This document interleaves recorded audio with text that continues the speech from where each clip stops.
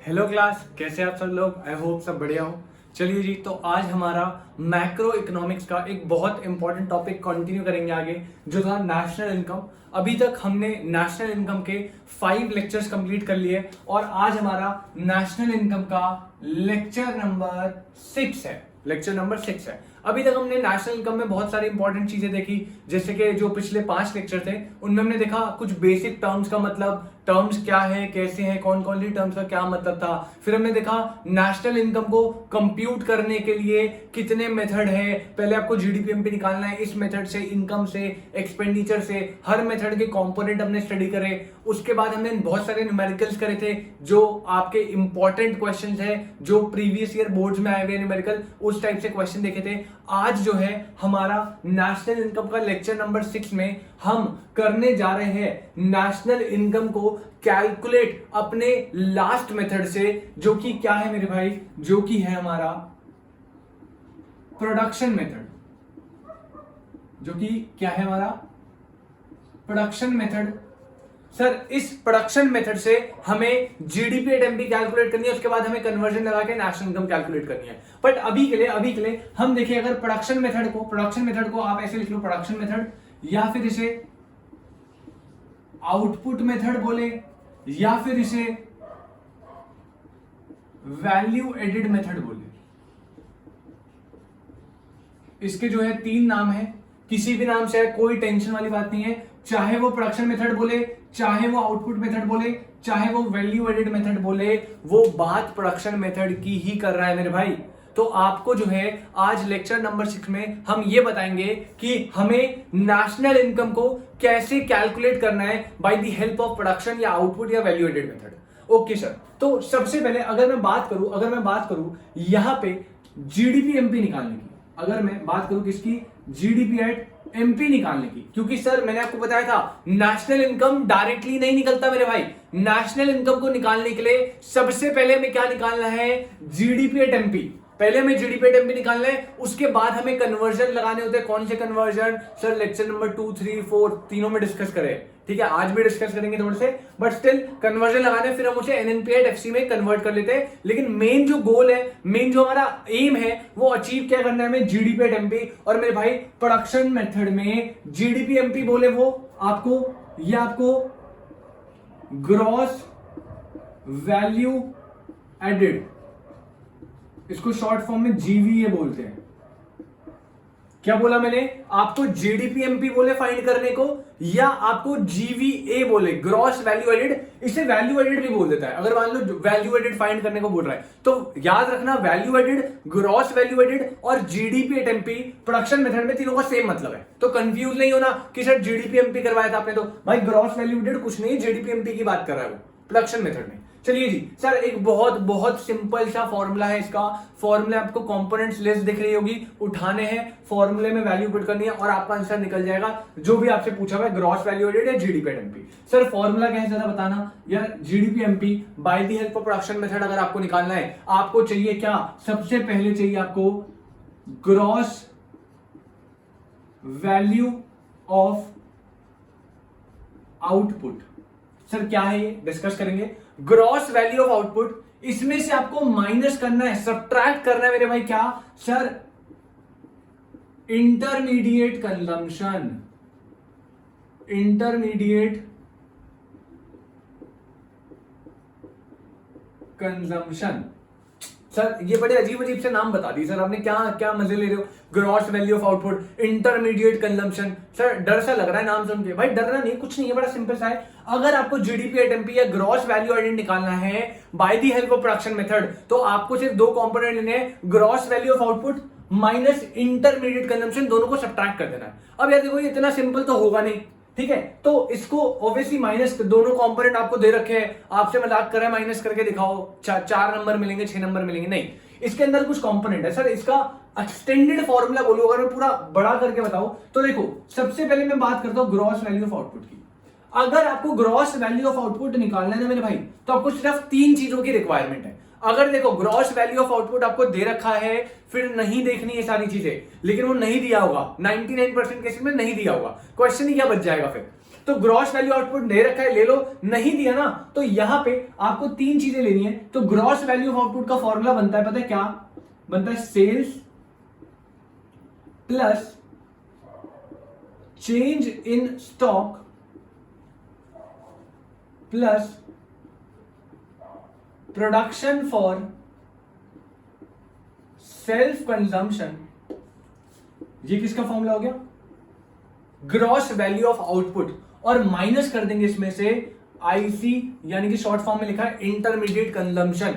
मेरे भाई gross value of output को कह रहा है भाई आउटपुट की ना आपको वैल्यू निकालनी है। अब आउटपुट की वैल्यू निकालने के लिए आपने क्या करा होगा यार? जब आपने गुड्स प्रोड्यूस करे, मेरे भाई गुड्स प्रोड्यूस करने के बाद उन गुड्स का क्या करते हैं? सर 3 काम है, वो 3 काम ऐड कर रहे हैं मेरे भाई। या तो आपने वो गुड्स सेल करे, अगर आपने वो गुड्स सेल करे उन सेल वैल्यू को ले लो। अब ये जो सेल है यहां पे, ये मेरे भाई 2 टाइप की हो सकती है।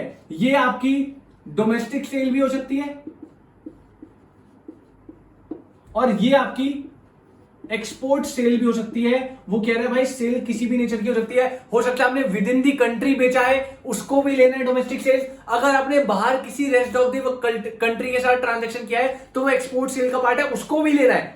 तो ग्रॉस वैल्यू ऑफ आउटपुट निकालने के लिए सबसे पहले कंपोनेंट सेल लेना है। सेल दोनों हो सकती है, डोमेस्टिक भी एक्सपोर्ट भी। तो डोमेस्टिक सेल लिए, एक्सपोर्ट सेल लिए, दोनों को ऐड करा, सेल निकल गई भाई। सेल के बाद आप ऐड कर दो change in stock. Sir change in stock आपने पहले बताया था, इसका एक छोटा सा फॉर्मूला था क्या? Closing stock minus opening stock. अगर नहीं दिया तो भाई या तो गुड्स आपने बेचे होंगे, मेरे भाई नहीं बेचे तो वो आपके पास एज स्टॉक पड़े होंगे, चेंज इन स्टॉक पड़ा होगा आपके पास। तो या तो आपने गुड्स सेल करे, सेल की वैल्यू ले लो, चाहे वो डोमेस्टिक सेल है चाहे वो एक्सपोर्ट सेल है। फिर आप क्लोजिंग माइनस ओपनिंग करके चेंज इन स्टॉक वाला पार्ट ले लो और उसमें लास्ट ऑप्शन ऐड कर दो sir production for self consumption. इसका मतलब ये है कि वो प्रोडक्शन जो आपने प्रोड्यूस तो कर दी लेकिन आपने ना बेची ना वो आपके पास पड़ी है, आपने सेल्फ कंजम्पशन के पर्पज से उसको यूज कर लिया। सर इसका एक एग्जांपल दो ना भाई। सिंपल सा एग्जांपल है, मान लो मेरे भाई आपकी जो है एक इलेक्ट्रॉनिक शॉप है, ठीक है? इलेक्ट्रॉनिक शॉप है, इलेक्ट्रॉनिक आइटम्स में डील करते हो, टीवी फ्रिज एसी सब रखते हो।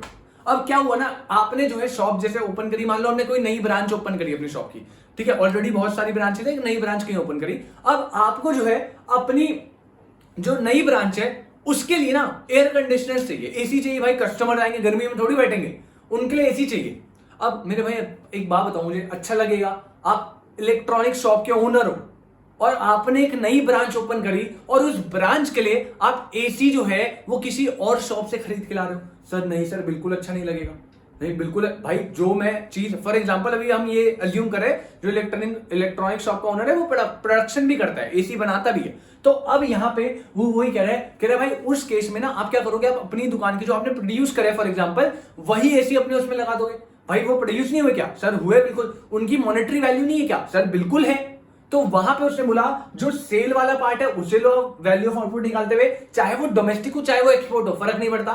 सेकंड चेंज इन स्टॉक वाला पार्ट लो मेरे भाई, चेंज इन स्टॉक मतलब क्लोजिंग माइनस ओपनिंग। और लास्ट थर्ड में आपको ऐड करना है प्रोडक्शन फॉर सेल्फ कंजम्पशन, मतलब वो कमोडिटीज जो प्रोड्यूस तो आपने करी है लेकिन ना वो सेल हुई ना वो स्टॉक में पड़ी है, वो आपने सेल्फ कंजम्पशन पर्पस से यूज कर लिया। तीनों को ऐड कर दो और आपका जो है ग्रॉस वैल्यू ऑफ आउटपुट आ गया। सर 80% काम खत्म। ग्रॉस वैल्यू ऑफ आउटपुट में से माइनस करना है इंटरमीडिएट कंजम्पशन। सर ये क्या है? बड़ा खतरनाक सा लग रहा है इंटरमीडिएट कंजम्पशन। बड़ा सिंपल सा है, कुछ नहीं है। इंटरमीडिएट कंजम्पशन क्या होता है देखो, फॉर एग्जांपल ये पेन है, मार्कर है। अब यार इस मार्कर को इसका प्राइस जितना भी हो 30 रुपीज मान लो। अब इस 30 रुपीज के मार्कर को बनाने में कुछ सामान लगा होगा, कुछ कॉस्ट लगी होगी। हाँ जी सर बिल्कुल लगी होगी। क्या 30 की लगी होगी? नहीं सर 30 कैसी बात कर रहे हो सर, बीच में अपना प्रॉफिट मार्जिन भी तो रखेगा ना भाई। वो ऐसा तो नहीं 30 का बनाया 30 का बेच दिया, क्या भाई मजाक थोड़ी कर रहा है वो? उसे घर नहीं चलाना अपना, बिल्कुल चलाने सर। तो यहाँ पे ना इस पेन को बनाने में ना कुछ एक्सपेंसेस लगे, कुछ खर्चा हुआ है, ठीक है सर। क्या वो इंटरमीडिएट कंजम्पशन है? नहीं, पूरे तो करने दो। इस पेन को बनाने में बहुत सारी चीज लगी है सर, गिनवाना जरा क्या क्या लगा है। अरे मेरे भाई इसमें ये जो प्लास्टिक का ढक्कन है, प्लास्टिक की बॉडी है, तो सर प्लास्टिक लगा होगा। हाँ सर रॉ मटेरियल कह सकते हो आप, इसका रॉ मटेरियल पूरा प्लास्टिक का। सर इसके अंदर ना एक रिफिल डलती है, इंक डलती है, सर ये सारा लगा होगा। अच्छा सर, तो सर आपने इसे क्या प्लास्टिक लिया, इंक ली और दोनों को रख दिया, दोनों मिलके पेन बन गए। नहीं नहीं सर, बीच में एक मशीनरी भी होगी जिसने इस प्लास्टिक को ऐसे करके उसमें इंक डाल के उसमें भर के बंद करा होगा, बस इतना ही। नहीं सर, बीच में एक लेबर भी था जो बीच में कुछ काम कर रहा था इस पे। तो यानी कि इस पेन को बनाने में बहुत सारी चीजें लग रही है, जैसे रॉ मटेरियल, जैसे मेरे भाई इसमें मशीन लगी है, कोई लेबर लगा है, बहुत सारी चीज लगी है, इसकी प्रोडक्शन करने में बहुत सारे एक्सपेंसेस लगे हैं।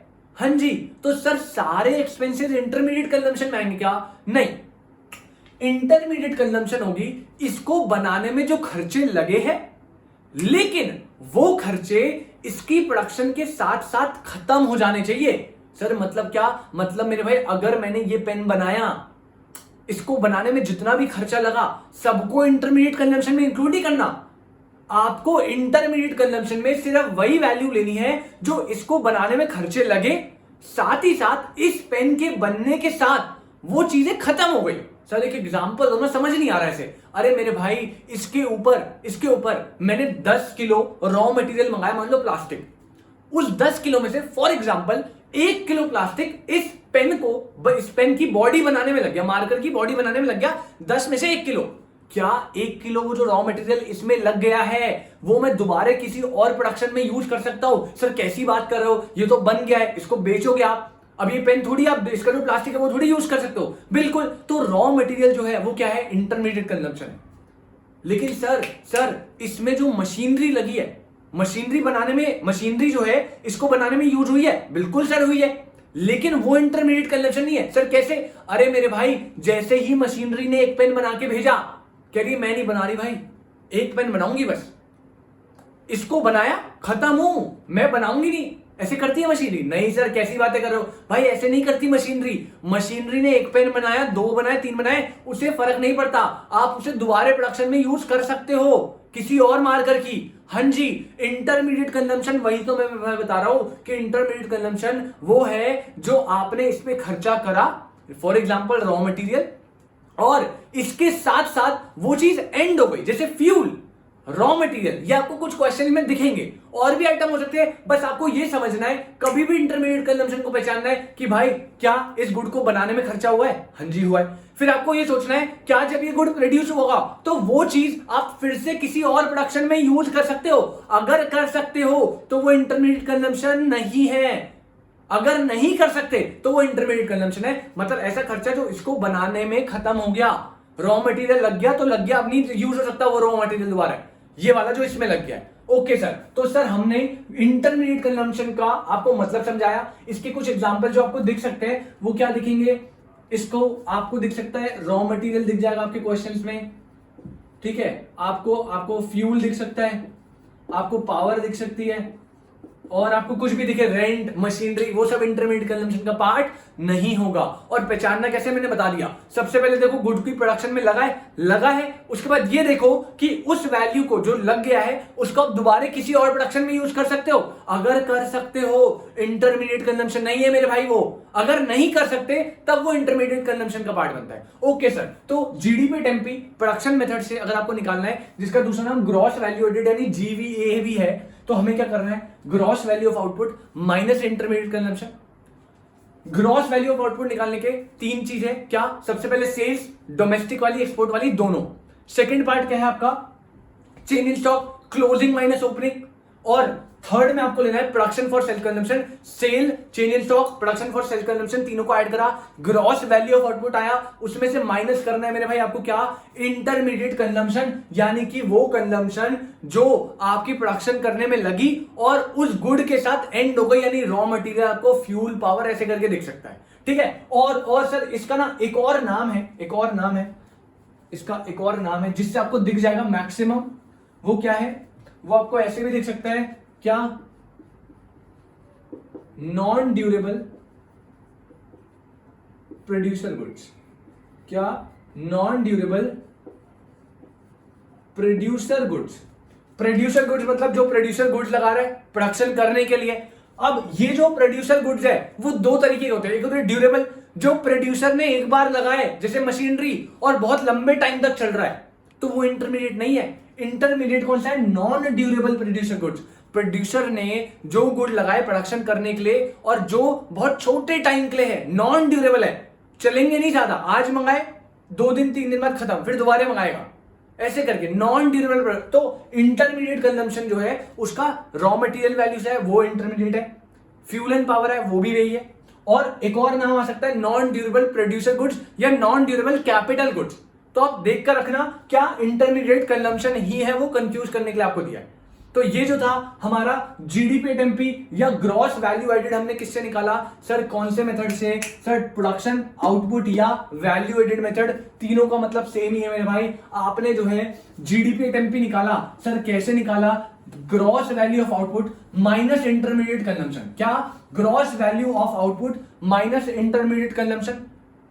ग्रॉस वैल्यू ऑफ आउटपुट के लिए सेल्स डोमेस्टिक एक्सपोर्ट दोनों plus change in stock closing minus opening plus production for self consumption, आपका ग्रॉस वैल्यू ऑफ आउटपुट आया, उसमें से माइनस करना है इंटरमीडिएट कंजम्पशन यानी रॉ मटेरियल की वैल्यू, फ्यूल की वैल्यू, पावर की वैल्यू, आपको नॉन ड्यूरेबल कैपिटल गुड्स या नॉन ड्यूरेबल प्रोड्यूसर गुड्स के नाम से आएगा, उनको माइनस कर देना है। तो जो बचा वो आपका by income by production method आपका जीडीपीएमपी या ग्रॉस वैल्यू एडेड आएगा। ठीक है मेरे भाई, अब फिर कुछ नहीं है सर, हमें निकालना क्या है, एनएनपीएफसी,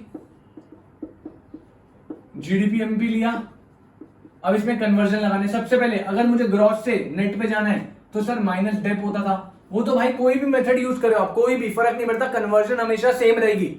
ग्रॉस से नेट पे जाना है माइनस डेप, डोमेस्टिक से नेशनल जाना है मेरे भाई, add net factor income from abroad, क्या ऐड करना है आपको, नफीफा ऐड करना है, net factor income from abroad, और लास्ट एमपी से एफसी पे जाना है मेरे भाई माइनस नेट इनडायरेक्ट टैक्सेस। तो आपको एनएनपीएफसी निकालना था यानी नेशनल इनकम, जीडीपीएमपी निकाल दिया आपने, कैसे, पहले आपको जीडीपीएमपी निकालना पड़ेगा बाय द हेल्प ऑफ जो अभी इससे पहले फॉर्मूला बताया वो निकाला, उसके बाद basic conversion minus dep add नफीफा माइनस एनआईटी, आपका जीडीपी एट एमपी कन्वर्ट होता है एनएनपीएफसी में। अगर आपको कन्वर्जन में कुछ डाउट है तो आप मेरा लेक्चर नंबर 2 देख सकते हैं या 3, दोनों में मैंने कन्वर्जन के बारे में डिटेल डिस्कशन करा हुआ है, प्लीज आप उसे देख सकते हैं। बट अभी के लिए ये था आपका प्रोडक्शन मेथड या आउटपुट मेथड या वैल्यू एडेड मेथड, किससे, जीडीपीएमपी निकाला इससे हमने। ठीक है जी, तो ये आप प्लीज कॉपी करेंगे, ये आप प्लीज कॉपी करेंगे।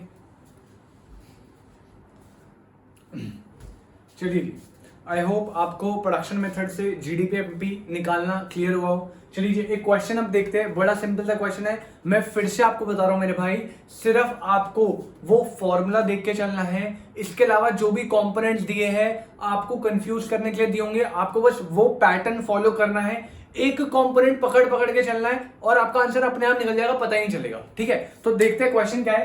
क्वेश्चन कह रहा है कैलकुलेट जीवीएफसी, कह रहा है जीवीए एट एफसी निकालो, देखेंगे इसे, जीवी एट एमपी, ये तो सर क्लियर है, जीवीएमपी तो हमने बोला था gross value added at market price, GVA मतलब जीडीपीएमपी बोल रहा है वो। ठीक है, जीवीएमपी निकालना है, जीवीएफसी निकालना है और एनवीएफसी निकालना है, कोई दिक्कत नहीं है, हमें कुछ भी बोला हो, कुछ भी बोला हो मेरे भाई, हमें क्या निकालना है, सबसे पहले जीवीए ग्रॉस वैल्यू एडेड, मतलब उसके पीछे एमपी लगता है हमेशा। मैं आपको एक और चीज क्लियर कर दूं भाई, अगर आपको कभी भी जीवीए दिया है, क्या ग्रॉस में दिया है, ग्रॉस में, और आपको पीछे नहीं बताया कि मार्केट प्राइस है फैक्टर कॉस्ट है, साइलेंट है क्वेश्चन, ठीक है, बस आपको ग्रॉस में दिया आगे वाली टर्म, पीछे नहीं बताया मार्केट प्राइस है फैक्टर कॉस्ट है, हमेशा अज्यूम करेंगे कि एमपी पे निकालेंगे। ग्रॉस वाली टर्म अगर क्वेश्चन साइलेंट है तो वो एमपी पे निकलेगी मेरे भाई। जैसे अगर यहां पे तो क्लियरली लिखा है ना एफसी पे निकालना है तो ठीक है, अगर जीवीए लिखा हो, सिर्फ जीवीए, तो क्या करेंगे, एमपी पे निकालेंगे। अगर आपको सिर्फ एनवीए दिया है, सिर्फ एनवीए, तो उसे हमेशा एफसी पे निकालेंगे। अगर नेट है तो हमेशा किस पे निकलेगा मेरे भाई, एफसी पे। अगर ग्रॉस है तो एमपी पे। अगर क्वेश्चन साइलेंट है तो, अगर क्वेश्चन ने क्लियरली बताया है तब तो भाई कुछ, तब तो वही फिर बात ही नहीं।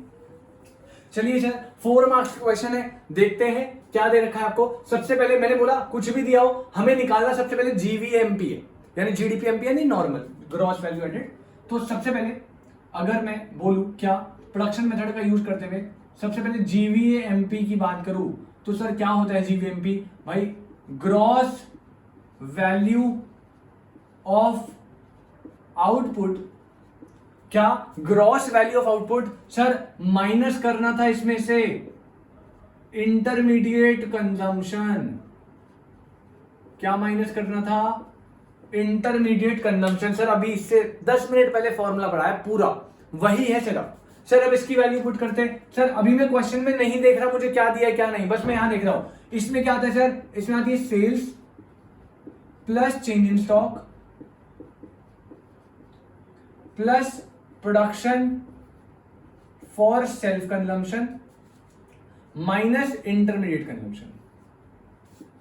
ऐसे कर लेते हैं क्या? Sales plus change in stock plus production for self consumption minus intermediate consumption. मेरे भाई वैल्यू देखो फटाफट फटाफट। सर सेल्स दे रखी है डायरेक्टली, हाँ। अगर सेल्स टोटल डायरेक्टली दे रखी है, कुछ देखना ही है डोमेस्टिक एक्सपोर्ट किसका बाहर में जाए, सीधा उठाओ यहां पुट करो सर 12250 प्लस मेरे भाई यहां पे लेना है हमें change in stock. Sir change in stock directly नहीं दिया, लेकिन हाँ मेरे भाई आपको क्लोजिंग दे रखा है 9000, ओपनिंग दिया 7000, तो आप कर सकते हो closing minus opening.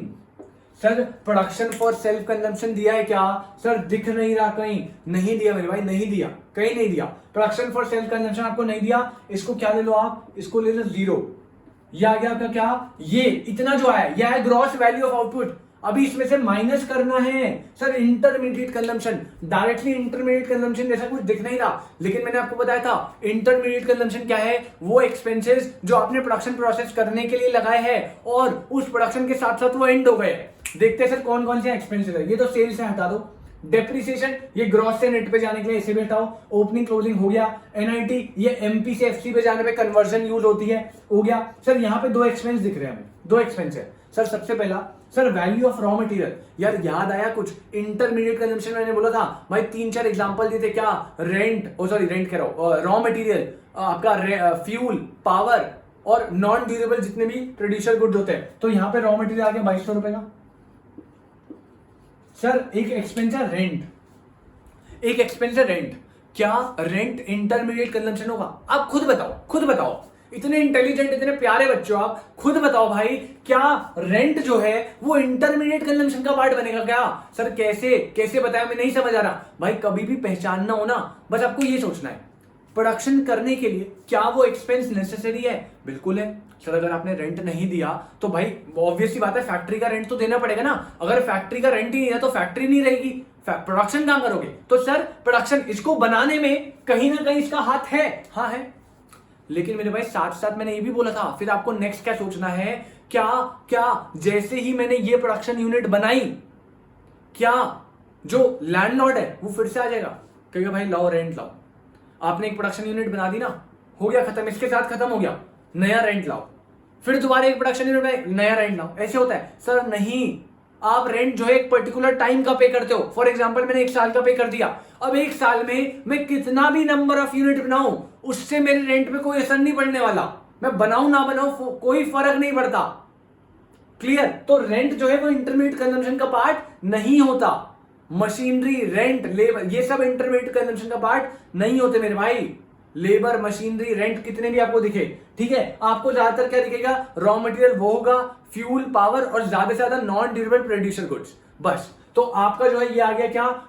Sales, change stock ये दिया नहीं था, 0 लेट कर लिया। इंटरमीडिएट कंजम्पशन में 2 चीज एक्सपेंसिव थी, सिर्फ रॉ मटेरियल जो है वो इंटरमीडिएट कंजम्पशन का पार्ट बनेगा।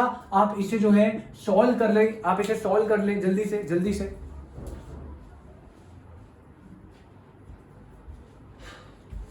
क्या आया हमारा? ये आया 12,250, इसमें ऐड करना है 2000 और माइनस करना है 2200। ये आया आपका 12050। ये कितना है आपका? 12050। हमने निकाला अपना GVA एट MP। क्या निकाला मेरे भाई? GVA at MP। चलिए, आई होप आपने नोट करा होगा। अब सर आगे अगर मैं बात करूं निकालने के लिए, तो कुछ नहीं है भाई, मेरे कुछ नहीं है। GVMP हमने निकाल लिया, नेक्स्ट हमें निकाला GVFC। भाई GVAFC will be equals to GVMP। Sir कुछ नहीं करना, सब सेम है, यहां पे भी GVA, यहां पे भी GVA। बस इस मार्केट प्राइस को आपको शिफ्ट करना है फैक्टर कॉस्ट की तरफ। तो उसके लिए कन्वर्जन है -NIT। क्या करना है आपको करना है -NIT। अभी आपने GVMP निकाला है 12050 और आपको NIT यहां पे क्लियरली दिख रहा है। नेट इनडायरेक्ट टैक्सेस कितने हैं? 1500। इसकी वैल्यू कितनी आई? इसकी वैल्यू आई सर 10550। ये क्या आ गया आपका? ये आ गया आपका GVAT-FC। ये क्या आ गया आपका? GVAT-FC। अब आप जो है नेक्स्ट आपको थर्ड पार्ट NV8FC निकालना है। अब चाहे तो आप GVA-MP ले लो, चाहे आप अपने ये निकाल ही लिया है तो सीधा GVA-FC लिया। अब देखो यहाँ पे सारा सिमिलर है, VAFC सब सिमिलर है, बस इस ग्रॉस को मुझे नेट में कन्वर्ट करना है मेरे भाई, ग्रॉस से नेट में कन्वर्ट करना है तो सर कुछ नहीं करना, माइनस डेप्रिसिएशन। GVFC आपने अभी निकाला 10,550 माइनस डेप्रिसिएशन आपको दे रखी 700, ये आपने माइनस करा और ये आपका आंसर आ गया कितना कितना मेरे भाई, ये आ गया 9850। ठीक है, तो आई होप आपको समझ आया हो। आज हमने प्रोडक्शन मेथड कंप्लीट करा। प्रोडक्शन मेथड के साथ साथ हमने आपको एक न्यूमेरिकल दिखाया किस तरीके से न्यूमेरिकल आ सकता है। ये आपका नेशनल इनकम का 6 लेक्चर है और इसी के साथ हमने नेशनल इनकम का न्यूमेरिकल पार्ट कवर कर लिया। अगर मेरे भाई आपने नेशनल इनकम के ये 6 लेक्चर जो मैंने अपलोड करे हैं, अगर आपने ये देख लिए, आपको न्यूमेरिकल में 6 मार्क्स तो कंप्लीट हो चुके हैं, आपको न्यूमेरिकल में कोई दिक्कत नहीं आने वाली। अब बचा हुआ जो थ्योरी पार्ट है उसके लिए हम आगे लेक्चर कंटिन्यू करेंगे। आज के लिए इतना ही, मिलते हैं आपसे नेक्स्ट क्लास में नेशनल इनकम के लेक्चर 7 में, जो कि होगी थ्योरी पार्ट में। ठीक है जी, थैंक यू सो मच। चलिए।